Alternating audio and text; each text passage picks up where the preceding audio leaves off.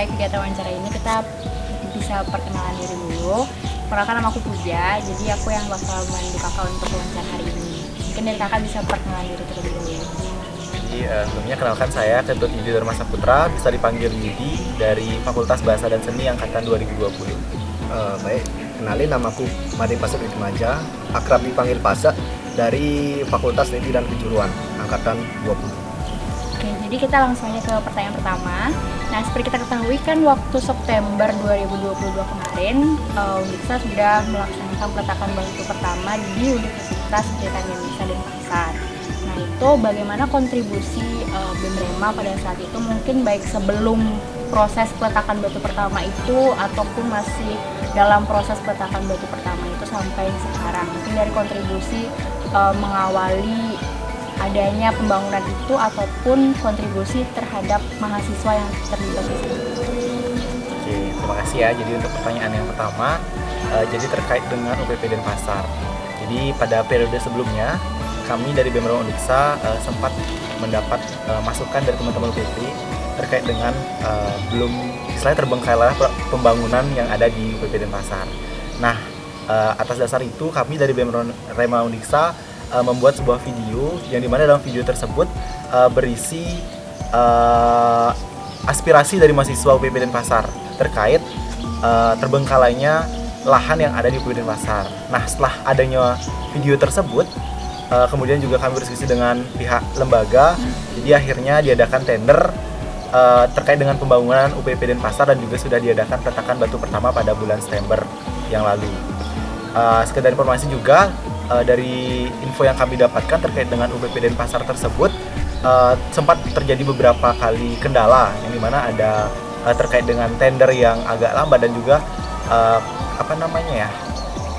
kontraktor yang memenangkan tender itu sedikit ada terkendala, jadi pembangunan itu sempat terhambat. Jadi kemudian dilanjutkan kembali pada peletakan waktu pertama waktu September waktu ini. Setelah itu apakah ada kelanjutan lagi dari video tersebut?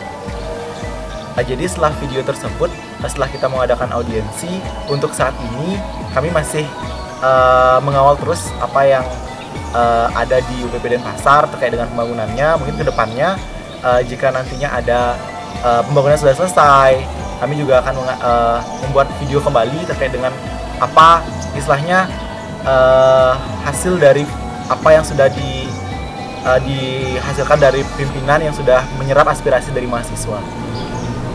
Untuk pertanyaan yang kedua, selama satu periode ke depan, apa yang kakak canangkan untuk memfasilitasi aspirasi mahasiswa yang ada di Undiksa Singaraja dan Undiksa Denpasar?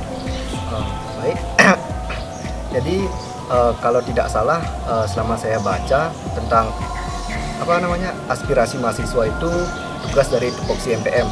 Namun kami juga dari BEM Rema sendiri memiliki istilahnya kesadaran sendiri untuk menjalankan aspirasi mahasiswa tersebut dengan cara yang pertama, di kementerian kami, di kabinet kami terdapat salah satu dirjen yang namanya advokasi kemahasiswaan.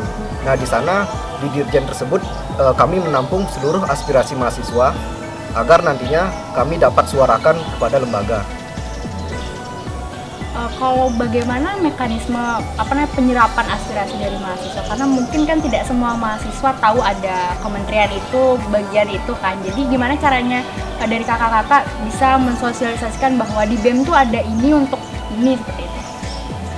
Oke, saya jawab ya. Jadi terkait dengan hal tersebut, seperti yang disampaikan oleh rekan saya, terkait dengan aspirasi sebenarnya menjadi tupoksi dari MPM. Nah, yang dimana MPM sudah biasanya teman-teman dari MPM menyebarkan visioner terkait dengan aspirasi yang disampaikan oleh mahasiswa. Nah, kemudian kami bekerja sama dengan teman-teman di MPM untuk bisa menyuarakan apa saja sih aspirasi dari teman-teman mahasiswa. Kemudian juga adanya Dirjen Advokasi dan Kesejahteraan Mahasiswa tersebut.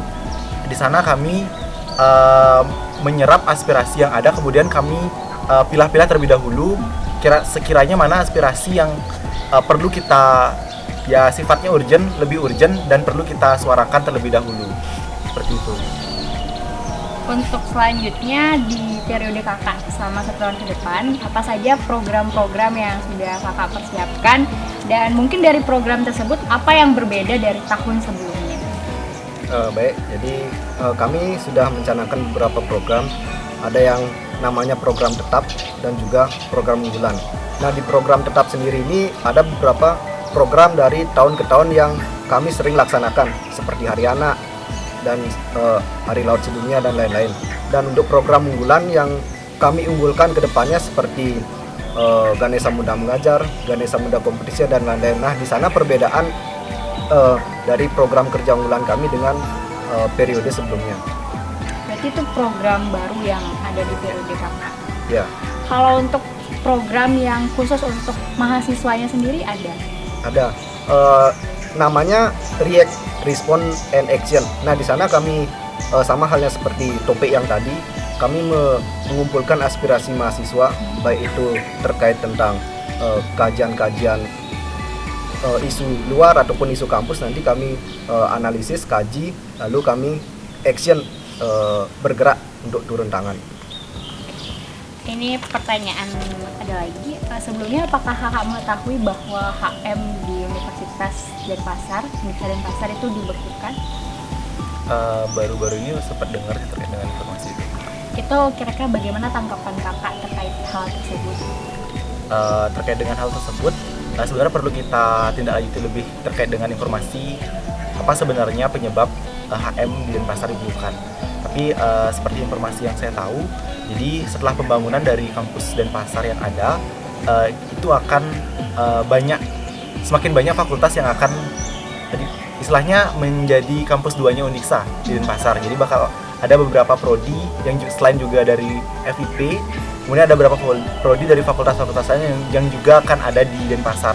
Jadi menurut saya untuk kenapa HM di Denpasar sementara ini dibukukan, mungkin salah satu alasannya demikian, dan juga perlu untuk kedepannya masih saya perlu kaji lagi terkait dengan hal tersebut. Terima kasih jawabannya. Untuk dari kakak sendiri, dari Presma dan Presma, apa yang akan kalian janjikan kepada mahasiswa satu periode ke depannya agar dari mahasiswa sendiri memiliki kepercayaan kepada kalian? Terima kasih.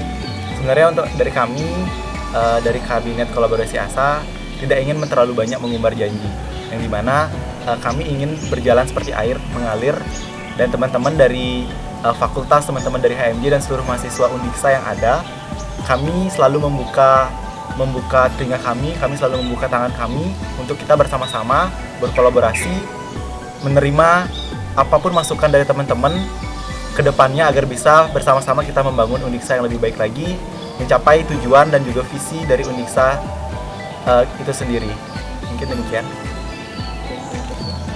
Mungkin kurang lebih sama seperti Presma, karena kami mengusung nama Kabinet Kolaborasi ASA, yang berarti kolaborasi itu kami berharap untuk berkolaborasi, dan ASA itu maknanya harapan. Jadi kolaborasi ASA itu kami berharap untuk berkolaborasi dengan seluruh sivitas akademika Unixa agar nantinya dapat membangun Unixa yang lebih baik ke depan.